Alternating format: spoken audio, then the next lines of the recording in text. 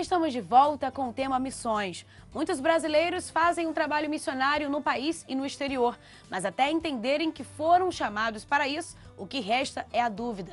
O Wellington nos explica sobre o chamado missionário e o desafio enfrentado por aqueles que atuam nos países fechados para o Evangelho. Pastor, apesar do desafio, há uma certeza muito grande do chamado de Deus na vida de vocês, né? Porque vocês trabalhavam aqui na América Latina e foram para os países muçulmanos. Foi uma mudança radical, mas que tem valido a pena. Quando começamos a estudar sobre missões e povos não alcançados, não evangelizados, e Deus colocou esse desejo no nosso coração, desse chamado missionário de as nações não alcançadas pelo Evangelho, onde não tem cristãos, onde não tem Bíblia traduzidas, e isso pulsou muito forte na nossa vida. Então, quando eu conheci a minha esposa, Sandra Paula, ela já tinha sido presa 2 vezes por distribuir Bíblias na Turquia, porque ela foi em 98 para lá. Então ela morou em contêiner, sofreu muito, e eu já vinha pregando sobre isso. Eu queria ir onde ninguém queria ir. Eu queria pregar onde ninguém queria pregar, porque aqui no Brasil é briga para pregar, briga para cantar, mas lá ninguém quer ir, onde ninguém quer, onde se persegue, onde odeia os cristãos. Então o Senhor nos chamou para lá e nós estamos lá e tem sido uma bênção trabalhar entre os não alcançados, onde pessoas que não nos amam, que nos odeiam, que querem nos destruir, e nós estamos ali amando e demonstrando esse amor cristão e que tem mudado a vida de muitos muçulmanos. Pastor, vamos falar um pouco agora sobre o Estado Islâmico. Nós temos visto o crescimento desse grupo e vocês têm visto isso na prática. É um desafio para a igreja brasileira se posicionar a respeito desse crescimento? Com certeza, porque o alvo principal do Estado Islâmico é a igreja. O único órgão no mundo que pode detê-los não é Estados Unidos, não é França, Inglaterra, é a igreja, porque é uma batalha espiritual que está sendo travada naquela região. É uma região que a igreja negligenciou, porque é uma região bíblica histórica. Algumas razões da generalidade por 40 para a igreja estar atenta. Então o Estado Islâmico está crescendo muito, porque a igreja negligenciou. Então de tudo que se levanta hoje para missões, menos de 1% chega nessa região. Porque ali não há retorno, o retorno é almas. São regiões onde a pobreza é muito grande, onde de cada 10 pobres no mundo, 8 estão ali dentro.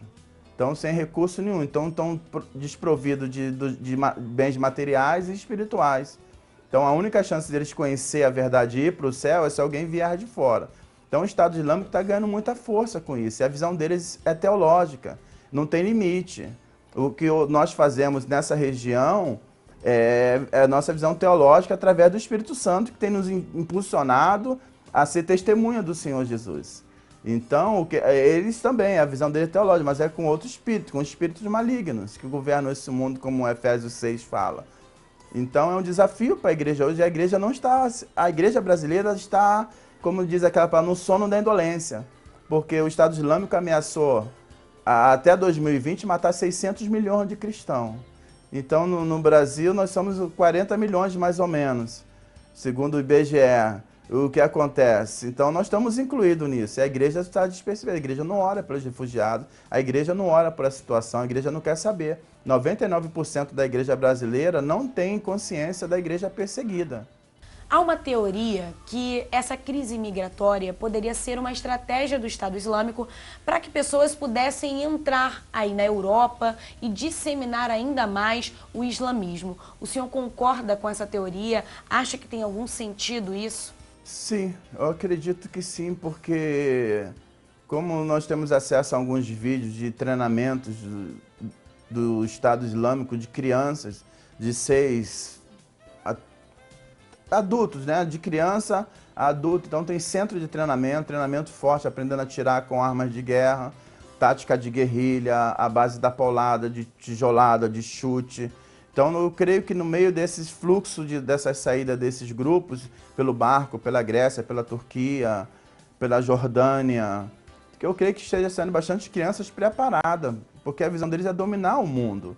Isso tem sido pregado ao longo dos anos. Nós estamos falando isso pregado em muitas igrejas, mas as igrejas não investem em missões, a igreja não envia mais missionários. Os seminários de missões estão se fechando no Brasil para abrir faculdades teológicas. Quer dizer, então se torna um desafio muito grande. Então a igreja acho que só vai perceber quando estiver em cima, porque eles ameaçaram. Então a gente pensa que estão longe, não estão longe. Já tem núcleo do Estado Islâmico no Brasil. Já tem, e tem muitos, está saindo dinheiro daqui para eles. É o grupo terrorista mais rico de toda a história. E eles tem pessoas treinadas entre eles. Tem pessoas que saíram de países europeus, de exércitos, que estão treinando esses jihadistas e querem dominar o mundo. A visão deles é dominar o mundo. Então é um desafio. E a gente vê a igreja não quer saber, não quer investir, porque a igreja está pensando no seu hedonismo, está vendo o seu hedonismo, tudo em torno de si. Onde tem lucro, vamos investir. Se não tem lucro, não vamos enviar mais missionário. Por que vai enviar missionário para uma região dessa que não vai ter um retorno? O retorno é só almas.